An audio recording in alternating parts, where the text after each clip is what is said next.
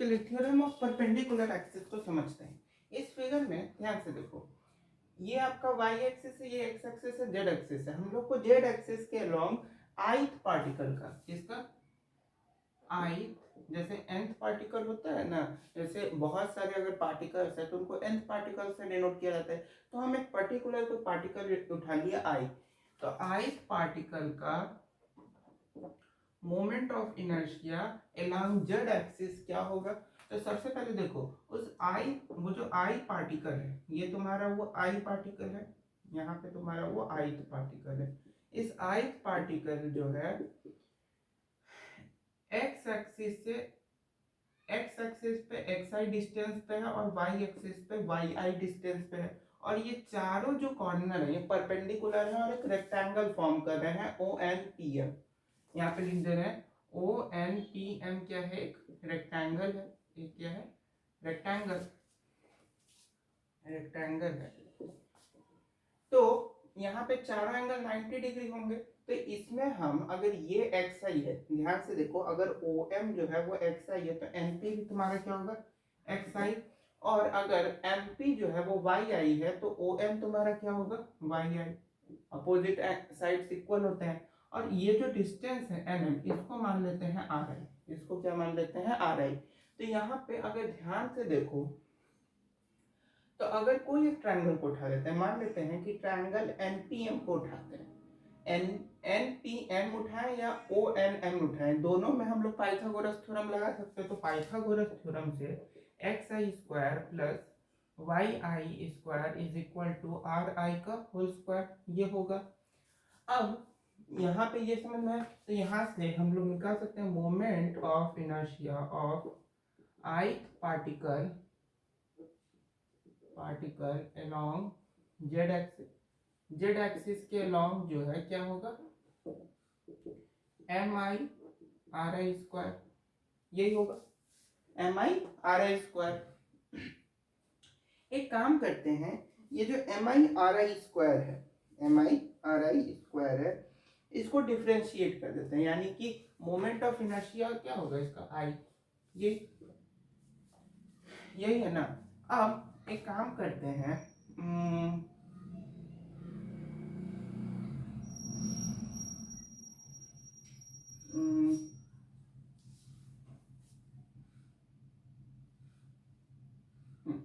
इसको total moment, अच्छा एक चीज बताओ, total moment of inertia is given by, total moment of inertia हम लोग मैं क्या बताए थे, I is equal to summation M i r i square, i approaches to 1 n, यही बताए थे। तो आर आई जो डिस्टेंस है, आर आई जो डिस्टेंस है, वो आर आई जो डिस्टेंस है, अगर ध्यान से देखो तो x i square plus y i square के बराबर है, यही है। यानी total moment of inertia of the ith particle अगर निकालना है, इसका ith पार्टिकल का मोमेंट ऑफ इनर्शिया, आई क्या है, m i r i square. तो m i r i square अगर निकालना है तो आर आई स्क्वायर तुम्हारा x i square plus y i square के बराबर है, उसको डाल दीजिए। तो summation i approach to 1 i to 1 m I x i square plus y i का होल स्क्वायर। तो I equal to summation i is equal to 1 n m I x i square plus summation i is equal to 1 n, लिख लो, M I Y i का whole square, इतना होगा। अब इसको जब एक साथ लिखेंगे तो ये देखो एम आई वाई आई, ये वाई एक्सिस के अलॉन्ग हो गया, ये एक्स एक्सिस के अलॉन्ग हो गया, और यहाँ पे ये किसके अलॉन्ग हुआ, जेड एक्सिस के अलॉन्ग। जेड एक्सिस के अलॉन्ग मोमेंट ऑफ इनर्शिया यहाँ से निकल गया ना, ये जो आई है ये किसके अलॉन्ग है, moment of inertia z axis के अलॉन्ग। तो आई जेड, लिखिए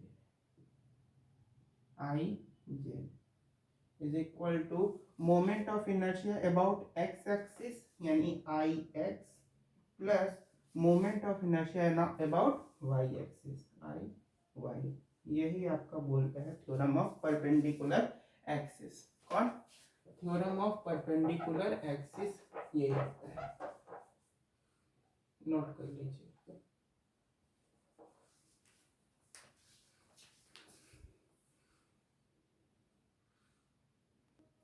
चलिए थ्योरम ऑफ पैरेलल एक्सिस को समझते हैं। यहाँ पे ये क्या है आपका axis of rotation, axis of rotation, ठीक। एक्सिस ऑफ रोटेशन से इस पूरे बॉडी का जो सेंटर ऑफ मास है वो ये है। ये क्या है आपका सेंटर ऑफ मास, और ये सेंटर ऑफ मास है, और ये आपका ये जो है ना ये ओरिजिन, ये सेंटर ऑफ मास है। इस सेंटर ऑफ मास है ith पार्टिकल का, किसका? ith पार्टिकल का सेंटर ऑफ मास है, जिसका मास क्या है mi, और इसका ओरिजिन से डिस्टेंस है, ओरिजिन से xi, और इसका ओरिजिन का इस पूरे से यानी एक्सिस ऑफ रोटेशन से जो डिस्टेंस है वो है स्मॉल d। तो थ्योरम ऑफ पैरेलल एक्सिस को अब निकालते हैं। देखिए एक मिनट, हाँ तो चलिए प्रूफ देखते हैं। प्रूफ में एक काम करते हैं, सबसे पहले moment of inertia of the ith particle along z dash axis के निकालते हैं। तो moment of inertia of ith particle about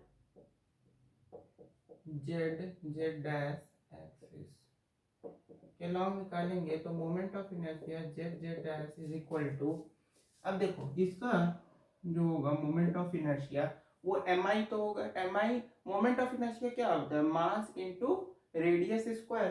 तो mi प्लस इस ith पार्टिकल का डिस्टेंस क्या है ये स्मॉल d प्लस xi, तो स्मॉल d प्लस xi का होल स्क्वायर यही होगा।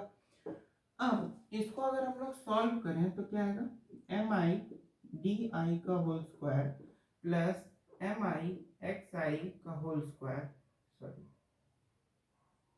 xi का होल स्क्वायर प्लस 2 टाइम्स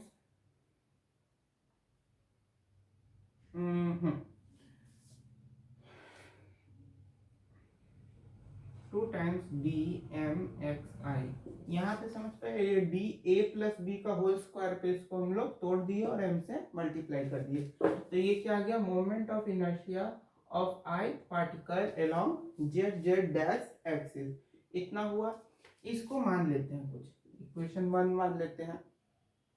अब से मोमेंट ऑफ इनर्शिया और अब पूरे लामिना का ये जो पूरा ऐसे ऐसे करके ये जो पत्थर अमीबा अमीबा याद है अमीबा बायो वाला, उसी अमीबा वाला जो है लैमिना, इसको हम लोग यहाँ पे लैमिना बोलते हैं। इस लैमिना का पूरा मोमेंट ऑफ इनर्शिया क्या हो जाएगा, तो moment of inertia of whole lamina क्या हो जाएगा, देखिए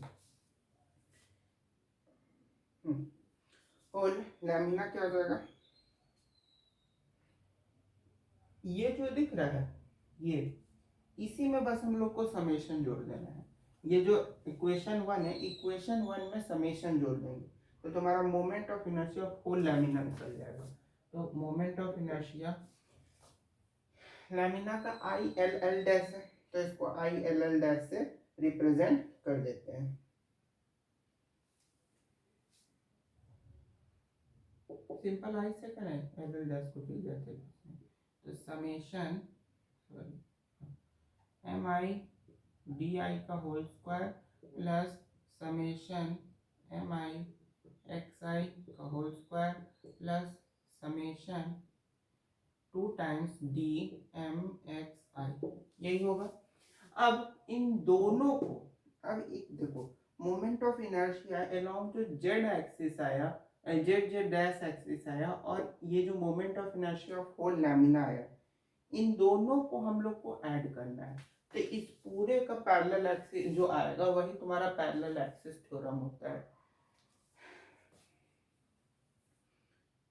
बताते हैं।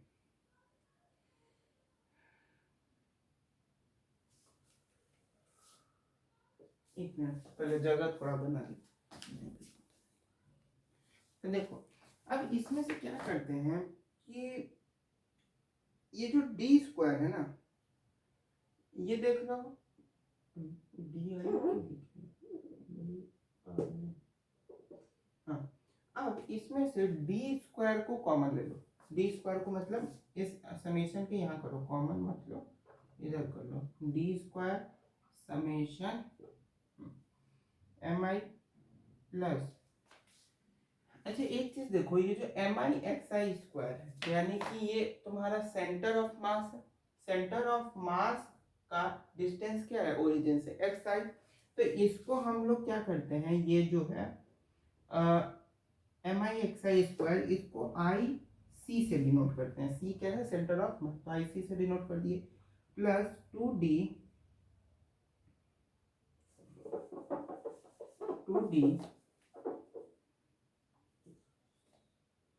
समेशन एम एक्स आई, यही होगा एम एक्स आई।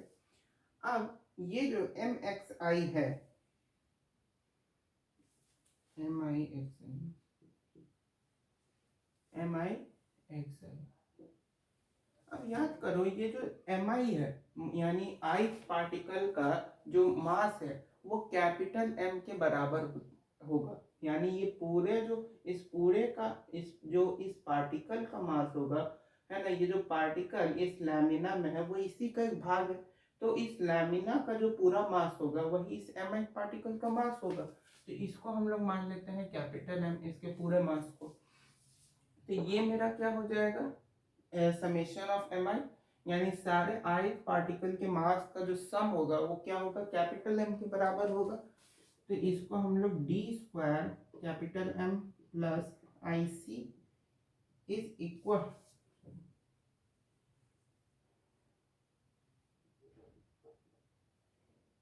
Plus 2D।